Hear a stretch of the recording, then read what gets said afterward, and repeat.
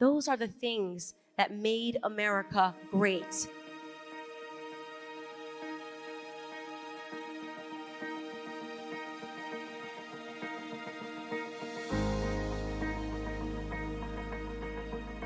That made America unique.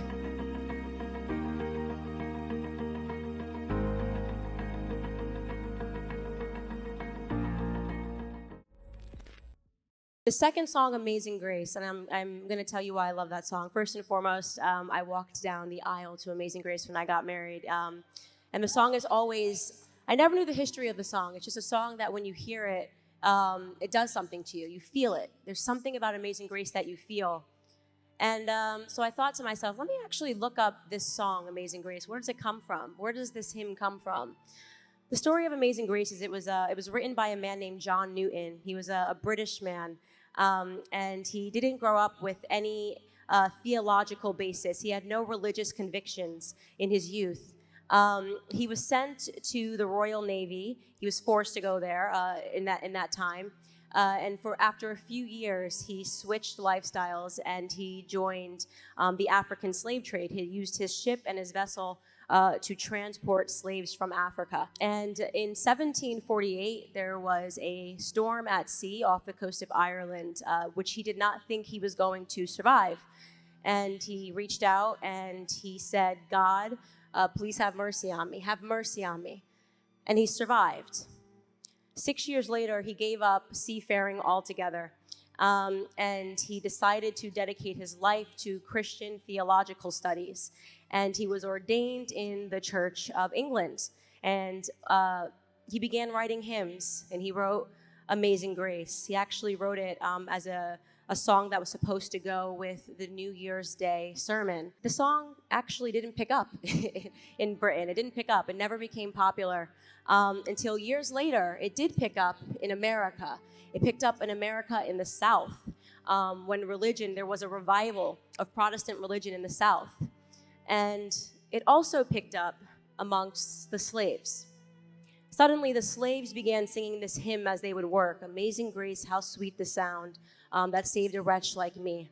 And when you listen to slaves sing hymns, when you listen to the heart and the soul that was behind them singing the hymns, it's an incredible experience to really process people that were in this horrendous position, singing this hymn that was written by somebody who had a spiritual awakening about Savior, about grace, and about God.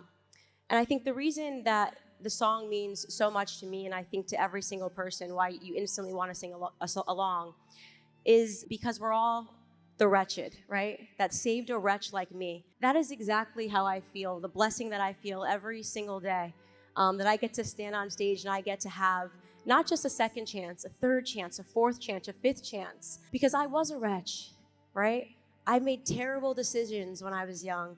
King Face talked about the decisions he made when he was young. Brandon talked about him being arrested. Brandon Tatum, right? All of us led these paths. We're down these paths that were so meaningless and so harmful and so hateful. And then we were saved. I was saved simply by conservative principles, right? That is the chance that God gave me. Conservative principles. Go back to your root. Figure out who you are, right? And I realized that while I was living my life liberal, while I was going around thinking that I was free because I was following no rules, right? Liberalism and leftism. There are no rules in life. You should do and say and be whatever you want to be and not be respectful to other people. Don't acknowledge truths. You can live in lies because you can lie and lie and lie. That's a form of freedom. And I lived that way. I lived that way for 20-some years until that thing that was supposed to feel like freedom started to feel like bondage. I realized nothing in my life was real. Nothing that I had was tangible or real. Not my relationships, not my friendships. Nothing was real because we were all building ourselves upon a lie, a foundational lie. When I lost my grandmother in 2013, that was the beginning of a turning point for me. My grandmother was really the only mother that I knew She raised all of us in the way that grandparents are able to raise, it seems like, everyone in the family, cousins, brothers, sisters. We all felt that we were raised by my grandmother and my grandfather. And when my grandmother was taken into the hospital in 2013, they thought she'd be out in 48 hours. But I got on a plane anyway, and I went down to Fayetteville, North Carolina to see her. And I had this big, expensive bag. I had just started working in private equity.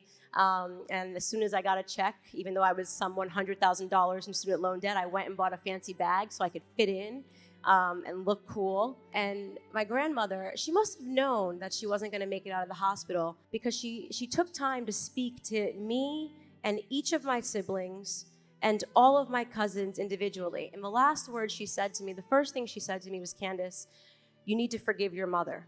It's random. We weren't talking about my mother. We weren't talking about my upbringing. I had a tough one. And then she said, "I worry about you. I worry about you in New York City. I worry about you because you're losing yourself." And I laughed it off, and I said, "Grandma, it's fine." I got on a plane. In 24 hours, she was dead. So it was it was a moment for me, because I suddenly started thinking about my grandmother and reflecting upon the upbringing and reflecting upon the ways that they had raised me, the things that I had run from.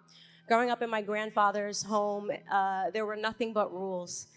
We had to be sitting around the table, reading the Bible before we head to school. He would ask us questions. He would not serve us a plate in the morning. He would ignore us if we didn't say good morning. It was just a sign of respect. You don't come down here, you don't sit down and ask for food until you greet the person that is serving you and you say good morning. He ran a tight ship, and that ship was filled with love, a lot of rules, but more love. And it shaped me and my sisters when we were young. He planted the seeds of conservatism that I would be able to harvest later. My grandmother and my grandfather believed in the family structure. My grandmother grew up in Tortola, British Virgin Island. She had a lot of issues health-wise, and because she was considered crippled, because she walked a little funny, she was treated horribly, had a horrible upbringing, a horrible life. My grandfather grew up in the segregated South. So he had to work from the time he was 5 years old, laying out tobacco to dry in Fayetteville, North Carolina, picking cotton in Fayetteville, North Carolina. 5 years old. Wrap your head around that. 5 years old, getting up before the crack of dawn. Otherwise, the Carolina sun is too hot. So you have to get up and you have to do man work, right? At 5 a.m. in the morning, crack of dawn. And my grandfather did it. He never complained. And what was remarkable is never once in our household when he would share the stories of his upbringing, never once when my grandmother would share the stories of their upbringing did they ever complain. It was just what happened.